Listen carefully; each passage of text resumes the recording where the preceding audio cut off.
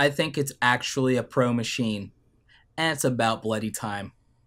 Hey everybody, this is Roberto Blake of RobertoBlake.com helping you create something awesome today. So today I want to geek out with you guys about something. I want to geek out with you guys about the new iMac Pro. I know everyone's been talking about it, but I've wanted to hold my tongue on this because I wanted to do a little bit of research. I wanted to think on this because I know that I give Apple a lot of crap, despite all of the crap that I spend good money on from them. I'm not above criticizing them, partly because they never are going to ever send me products to review and I will be paying for them all out of pocket. I take absolute joy that I can say whatever I want about Apple with no consequences other than a few rabid fanboys in the comment section. That's great to me. A lot of YouTubers take unnecessary crap about biased reviews when I really still believe that 95% of everything that YouTube online reviewers, whether they're sponsored or not, is saying is valid and that you could verify it yourself pretty freaking easily. With that in mind, let's jump into the iMac Pro because I actually have almost nothing but good things to say about it. Hashtag not sponsored by Apple. You send me stuff, I'll give it a fair shake, Tim. I really will. The iMac Pro is a solid machine, and it finally goes to the level of specs that real video editors that do motion graphics, 3D animation and rendering, and high-end video production and multicam editing actually need. I've always said that the iMac itself, in form factor and the way that it addresses things, is probably Steve Jobs' penultimate ideal of what a personal computer should be.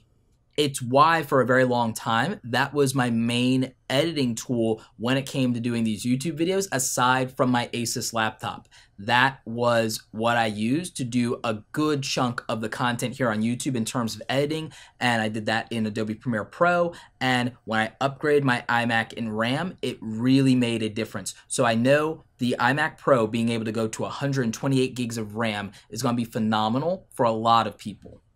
For those of you out there who are Final Cut Pro editors, this is going to be amazing for you as well because this is taking advantage of high-end AMD graphics cards. This is something that is going to really make a difference for you guys because Final Cut Pro is optimized for the AMD graphics chipset. And so that's part of why Final Cut Pro in a Mac does get better render times than Adobe Premiere because of how Final Cut Pro is streamlined for AMD and takes advantage of the OpenCL in a very different way. Premiere Pro also can take advantage of OpenCL and OpenGL, but Adobe Premiere favors NVIDIA graphics cards, which Apple moved away from in favor of AMD for many reasons. But I also think streamlining Final Cut Pro and some of its other applications to use AMD cards specifically versus competitors that use the NVIDIA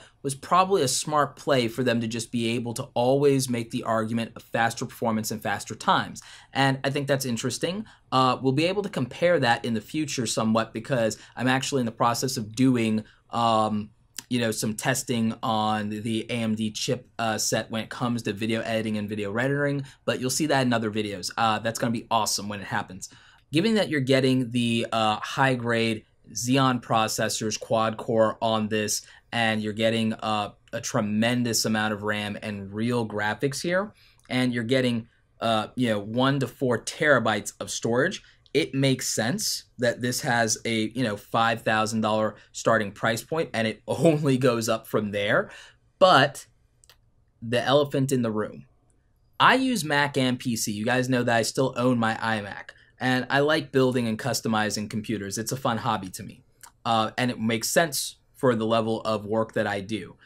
What still bothers me is that the best video editing workflows in many cases still take advantage of multiple drives, whether those are solid state or whether those are regular hard disk drives. Multiple drives do matter, And it's not enough to partition the drives. You actually need different physical drives to do certain workflows. And it also makes sense to have an internal RAID architecture for some people who do video editing and production. It just makes sense. Also, for people who do the 3D modeling side, sometimes having multiple graphics cards, and no, it's not about SLI, that's a gaming thing, but having actual physical graphics cards, having 2 of those actually does have some specific workflows attached to it when you're doing 3D modeling and 3D rendering and doing very specific tasks. For the everyday YouTuber, maybe not so much, but for real filmmakers and studios, yes. Maybe possibly for people who are doing advanced level CAD and 3D architecture. Yes, for people building out VR and augmented reality. Yes, and that is what the pro community is. The pro community is not just YouTubers with limitless budgets. The creative community as a whole is very diverse and people have different needs, and that's where customizing a PC to fit you has always been important to us, and we used to have that ability with the Apple Pro Towers. And with the announcement that they're redoing the Apple Mac Pro line and that it will be modular, that is great. That's what so many of us has been asking for. It's what so many of us have been waiting for. And I think it's important for these reasons. There are a lot of us that just have different needs. We think different and we work different. That's why Apple used to, be there for us, right?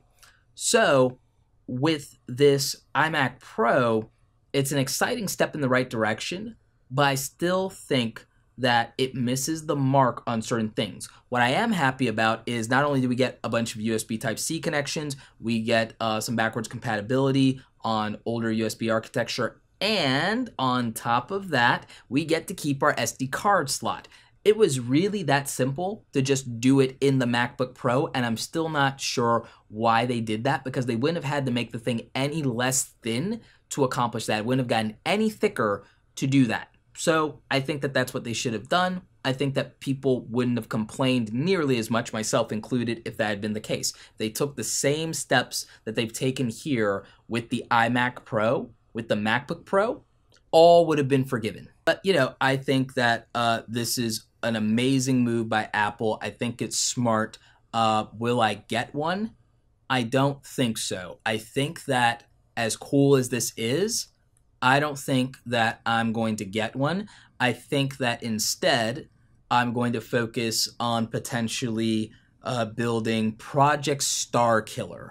Project Starkiller will be a custom PC build that is meant to equal or surpass the performance and specs and raw power of the iMac Pro, being a PC. And instead of doing a 5K display, because I know that's what the fanboys are going to say, but can you do it and still get a 5K display out of it? I don't think you need a 5K display. I think 2 4K displays are actually much more valuable to a video editor than 1 5K display. I think that most people agree that they would prefer to have 2 27-inch or 32-inch 4K monitors versus 1 27-inch 5K monitor. But I'll leave that to you guys in the comment section to decide. What would you prefer, 2 4K monitors or 1 5K monitor? You let me know how you feel about that one. Also, let me know how you feel about this video in general, and what are your thoughts on the iMac Pro? Are you for it? Are you against it? Are you going to stay PC? Is this going to bring you back to Apple? Do you think that Apple is doing right by us as creators? In fact, that's the conversation that I'm really interested in. Anyway, like this video if you like it. Don't forget to subscribe. Check out the other awesome content on the channel. As always, you guys, thanks so very much for watching, and don't forget, go out there and create something awesome today. Whether it's on a Mac, a PC, or anything else that you come up with. Take care.